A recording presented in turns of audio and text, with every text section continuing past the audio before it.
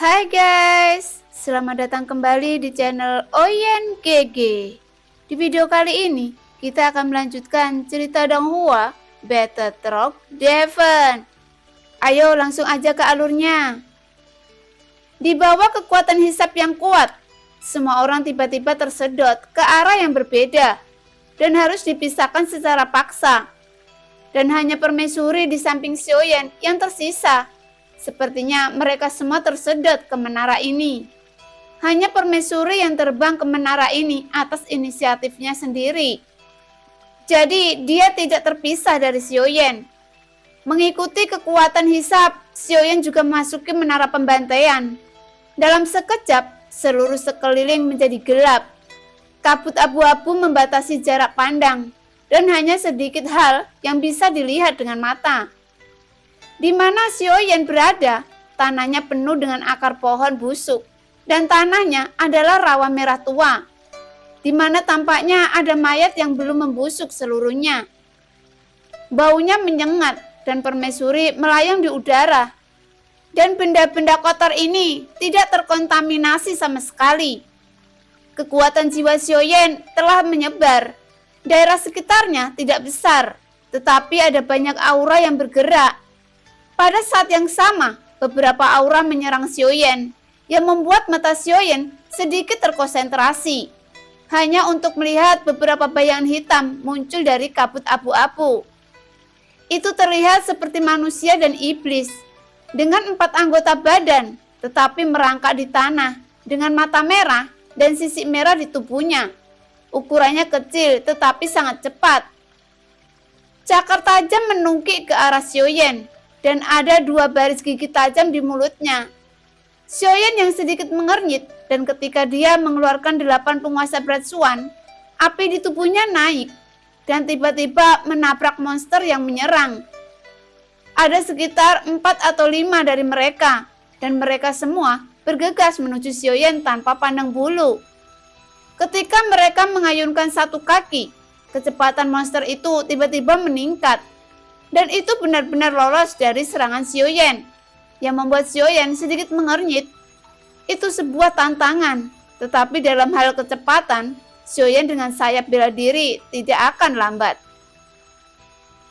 Sayap hitam dan emas keluar, kecepatan Xiaoyan meningkat tajam, dan bayangan kaki jatuh lagi. Monster itu ditembak dengan keras dan menghantam tanah. Sisik di tubuhnya sedikit rusak, tetapi tidak membuat ratapan. Terdengar seolah-olah mereka merasa tidak merasakan sakit. Dia bergegas menuju Xiaoyan lagi. 2 monster bergegas maju dan menggigit 8 penguasa berat Suan Xiaoyan dengan ganas. Pada saat ini, api melonjak keluar dari telapak tangan Xiaoyan.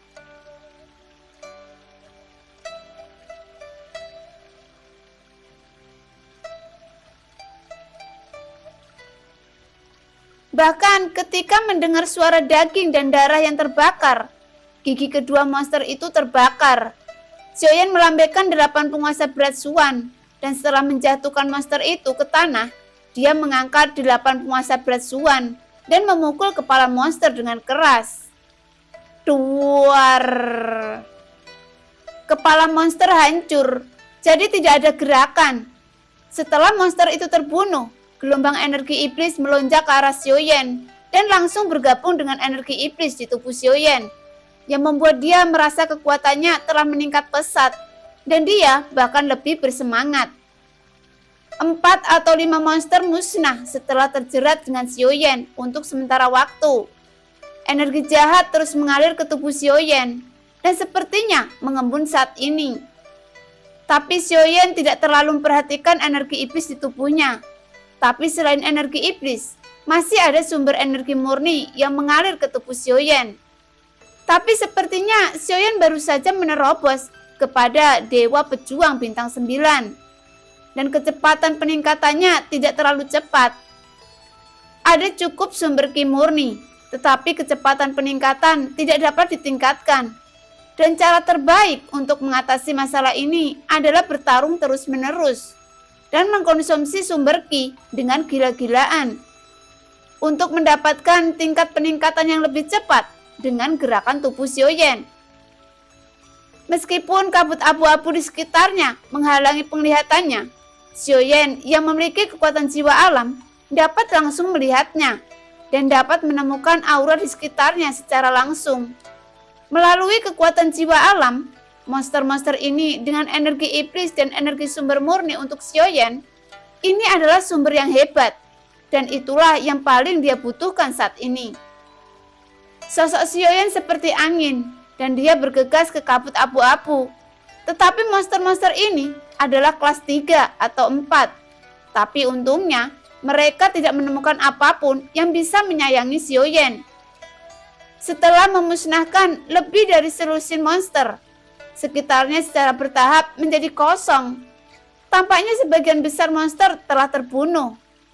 Kekuatan jiwa Xiaoyan menyebar, tetapi dia menemukan bahwa masih ada 2 aura yang jelas bukan monster. Itu harus menjadi orang kuat yang tersedot ke dalamnya seperti dia. Pada saat ini, Xiaoyan sangat dekat dengan salah satu aura. Dan dari kejauhan, dia melihat sesosok berdiri di kabut abu-abu. Mata merahnya sangat mencolok.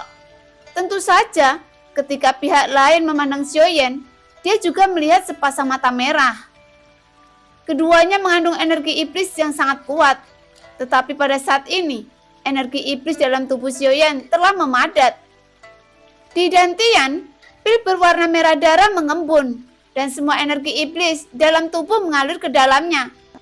Tetapi Xiaoyan tidak bisa merasakan efek energi sihir dalam pil merah. Bagaimanapun, dia masih tidak bisa menggunakan sumber Qi.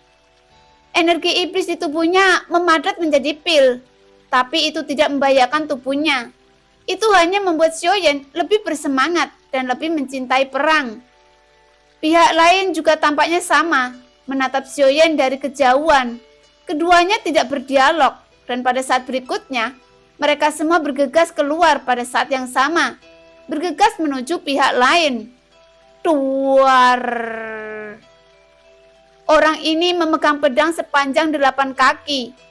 Dan itu bertabrakan dengan 8 penguasa berat Xuan Xiaoyan. Dan tiba-tiba percikan terbang kemana-mana. Tetapi di bawah pukulan ini, sosok Xiaoyan melesat mundur. Karena kekuatan orang ini adalah keabadian kaisar. Namun Xiaoyan sama sekali tidak memiliki kekuatan untuk melawannya. Dewa pertarungan. Sulit dipercaya dia bisa bertahan sampai sekarang dengan kekuatan dewa pertarungan. Pria dengan pedang memandang Xiaoyan dari kejauhan. Seluruh tubuhnya dipenuhi dengan energi pedang, memancarkan rasa keganasan. Mungkin itu keberuntungan, jawab Xiaoyan. Sungguh, maka keberuntunganmu harus berakhir di sini. Pria itu berkata dengan dingin, tidak mengejek Xiaoyan. Memang dewa pertarungan tidak memiliki kualifikasi untuk melawannya sama sekali. Setelah pria itu selesai berbicara, pedang panjang di tangannya penuh dengan energi pedang, dan kekuatan keabadian mengalir di pedang panjangnya. Dan saat berikutnya, dia mengangkat tangannya untuk menyerang dengan pedang. Energi pedang yang agung tampaknya memiliki kekuatan untuk menghancurkan segalanya.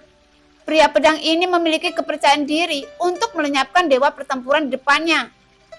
Memandangi keabadian memang agak sulit, karena itu masalahnya. Lebih baik tidak memaksanya. Xiaoyan melihat energi pedang yang melolong. Jika dia tidak bisa menghindarinya, akan lebih baik untuk melangsungkan keguncangannya. Saya melihat Xiaoyan mengangkat tangannya dan melambaikannya. Tampaknya tidak ada fluktuasi dalam Qi asal. Pria itu mencibir. Dia merasa bahwa dia lebih kuat daripada kekuatan Xiaoyan. Ketika dia menggunakan pedang ini, dan tidak perlu menggunakan begitu banyak kekuatan abadi sama sekali. Jadi Xiaoyan dapat sepenuhnya dihancurkan dengan satu serangan. Duar. Cahaya pedang menyelimuti Xiaoyan dan kabut abu-abu terhalau dan terbagi menjadi 2. Seperti danau yang terbelah oleh pedang, pria itu berbalik dan hendak pergi. Dia sepertinya tahu bahwa selain Xiaoyan ada orang lain di sini. Tapi saat dia berbalik, dia menemukan sosok berdiri di belakangnya. Dengan sayap hitam dan emas mengepak, menatapnya sambil tersenyum. Halo, Jangan terlalu percaya diri. Pupil pria yang memegang pedang tiba-tiba menyusut, dan di matanya, kepalan tangan membesar dengan cepat. Tuar! Suara teredam bergema di udara. Pedang sepanjang 8 kaki di tangan pria itu tampaknya memiliki roh. Karena pada saat pukulan krusial, pedang panjang itu mengambil inisiatif untuk memblokir pukulan Xiaoyan untuk tuannya. Tetapi dia masih tidak bisa memblokir semuanya. Dan sosok itu memuntahkan seteguk darah. Dan ketika pedang panjang itu kembali ke tangan pria itu, terdengar bunyi klik. Pedangnya patah. Pria itu terkejut dan lengannya gemetar. Tidak diketahui apakah itu shock, ketakutan, atau kemarahan setelah pedang itu patah. Ternyata kamu menyembunyikan kekuatanmu. Tapi kenapa kamu tidak memiliki kekuatan keabadian? Pria itu menyingkirkan pedang yang patah. Meski nadanya tenang, sebenarnya dia penuh amarah. Xiaoyan tidak menjawab pria itu. Sayap bela diri mengepak, menyebabkan kecepatan tubuh Xiaoyan meningkat tajam. Dan api dan guntur terjalin dan mengalir ke dalam 8 penguasa Black Swan. Pemakan api melahap guntur. Kaki ini tidak hanya mengandung energi api dan guntur yang ganas, tetapi juga kekuatan fisik yang kuat dan tak tertandingi dari avatar dewa asli. Di antara alis Xiaoyan, 3 tanda bintang berkedip menghadapi penggaris besar yang bersiul ke arah Xiaoyan. Api melambung ke langit, dan guntur membuat api lebih ganas. Pedang terbang dengan 1 pegangan panjang dan 1 pegangan pendek melayang keluar. Pedang embun beku ibu dan anak. Saya melihat bahwa sidik jari sosok itu berubah. Dan dia semakin menggumamkan mantra. Segera kedua cahaya pedang itu mengandung kekuatan abadi. Dan energi es yang agung mengembun pada mereka. Dan kemudian mereka menghadapi serangan Xiaoyan dengan keras. Kekuatan abadi berubah menjadi udara dingin yang melonjak melalui pedang es ibu anak. Dan ingin menahan lautan api Xiaoyan. Jelas, pria itu meremehkan kekuatan Xiaoyan karena dia mengabaikan pukulan api. Namun, api dan guntur Xiaoyan hanyalah pendukung. Yang benar-benar kuat adalah kekuatan untuk mengayunkan pukulan ini. Gemuruh mendesing. Udara dingin yang diubah oleh pedang es ibu anak menahan sesaat. Dan ledakan yang mengejutkan meledak. Tetapi saat berikutnya, kedua pedang itu meredup. Dan mereka langsung terguncang. Dan Xiaoyan datang dengan penggaris. Perisai bela diri abadi. Penggarap pedang selalu lemah dalam pertahanan. Jadi mereka juga memiliki pertahanan. Perisai perak besar menutupi tubuh pria itu. Dan Xiaoyan mengayunkan penggaris raksasa dan menghancurkannya. Duar. Terdengar suara teredam lagi. Dan perisai raksasa itu bergetar. Pria di belakang perisai juga gemetar bersama perisai besar itu. Dia tidak bisa mengerti mengapa Xiaoyan memiliki kekuatan yang begitu kuat. Meskipun tidak memiliki kekuatan keabadian, tetapi kekuatan pukulan ini jauh melampaui langkah kedua atau bahkan ketiga dari keabadian kaisar. Mungkinkah dia adalah tubuh abadi yang legendaris? Pria di bawah perisai raksasa itu tiba-tiba memikirkan sesuatu. Dengan kekuatan yang begitu kuat dan tanpa kekuatan keabadian, tubuh abadi adalah satu-satunya kemungkinan. Duar. Tepat ketika pria itu akhirnya mengetahuinya, sebuah retakan muncul di perisai raksasa. Tetapi di saat berikutnya, retakan itu menyebar dengan cepat, dengan kecepatan yang merusak. Dengan keras, perisai besar itu hancur, dan Xiaoyan melambaikan penggaris besar dan menghancurkannya dengan keras di dadanya. Memiliki kekuatan tubuh abadi dari Dewa Asli Bintang 3, kekuatan serangan Xiaoyan terbukti dengan sendirinya. Adapun kekuatan pria yang memegang pedang, itu hanya langkah kedua dari keabadian kaisar.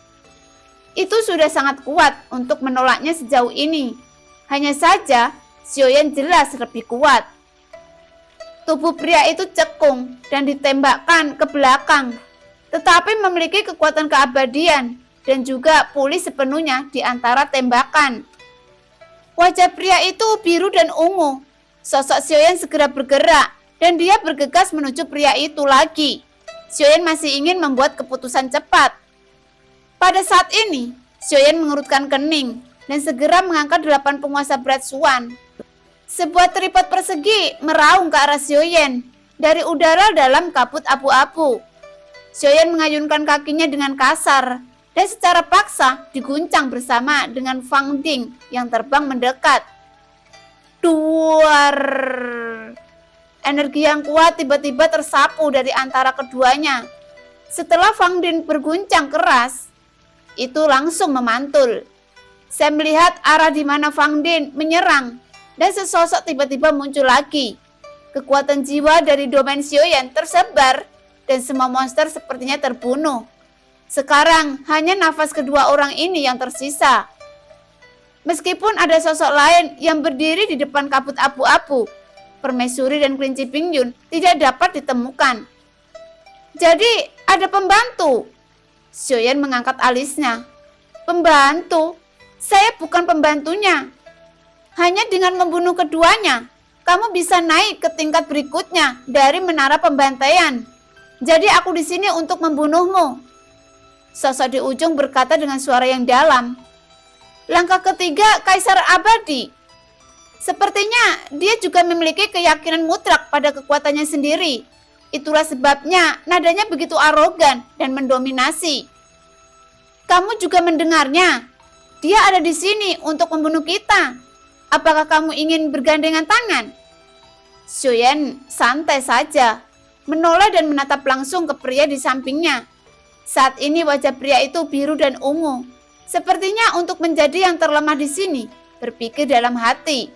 Hanya dengan membiarkan mereka berdua bersaing satu sama lain, barulah mereka memiliki kesempatan untuk bertahan hidup. Jumlah orangnya tidak terlalu banyak, hanya 3 orang. Ketiganya menjadi antagonis. Siapapun yang bergerak melawan siapa, satu pihak akan selalu diuntungkan. Itu bagus. Kalian berdua pergi bersama agar tidak membuang waktu. Langkah ketiga dari kekuatan terjauh, Kaisar Keabadian berkata dengan dominan, dan cahaya merah di matanya menjadi lebih kuat. Mata Xiaoyan sedikit menyipit. Mungkinkah untuk memasuki menara ini, seseorang harus memiliki energi iblis? Kamu duluan. Xiaoyan menatap pria di sampingnya dan berkata sambil tersenyum. Wajah pria itu suram, dan setelah mendengar kata-kata Xiaoyan, dia tetap tidak bergerak dan tidak berniat mematuhi langkah pertama Xiaoyan. Apa kalian berdua ibu mertua dan menantu? Karena kamu tidak ingin melakukan apapun, maka aku akan datang lebih dulu. Pria di ujung mendengus dingin dan niat membunuh terpancar darinya. Sosok itu berangsur-angsur mendekat, dan itu tampak seperti orang yang galak. Ada lebih dari selusin cahaya merah mengambang di sampingnya. Dan di dalam cahaya merah ini ada belati yang sama terampilnya dengan ikan berenang. Dia melihat Xiaoyan terlebih dahulu. Sepertinya karena Xiaoyan tidak bisa merasakan kekuatan abadi. Dia menganggap Xiaoyan sebagai kesemek yang lembut. Melangkah maju dengan telapak kakinya. Pada saat yang sama, tubuhnya melesat ke arahnya. Selusin cahaya merah di sampingnya menyelimuti Xiaoyan dengan kekuatan yang kuat.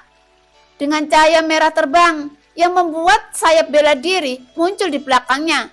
Dan kecepatan tubuhnya meningkat drastis. Segera suara mendesing datang. Cahaya merah melolong dan energi pedang tajam memotong dengan liar. Tapi Xiaoyan tidak mempedulikannya secara langsung. Sosoknya mendekati pria itu dalam sekejap mata. Dan kemudian tinju yang diletakkan di pinggangnya tiba-tiba meledak. Pupil pria itu tiba-tiba menyusut, dan pada saat ini, krisis kematian menyelimuti pikirannya. Sebuah pukulan yang tampak biasa dan tanpa kekuatan abadi, tetapi mengapa itu memiliki kekuatan untuk membuat pikirannya bergetar. Tapi dia tidak berani lalai. Baju besi berat muncul di lengannya. Dan ini juga merupakan pukulan untuk bertemu kepalan tangan Xiaoyan secara langsung. Duar. Tinju keduanya bertabrakan dengan keras di saat berikutnya. dan cahaya merah yang berterbangan di sekitar Xiaoyan tampaknya menggores Xiaoyan. Tetapi itu tidak membahayakan Xiaoyan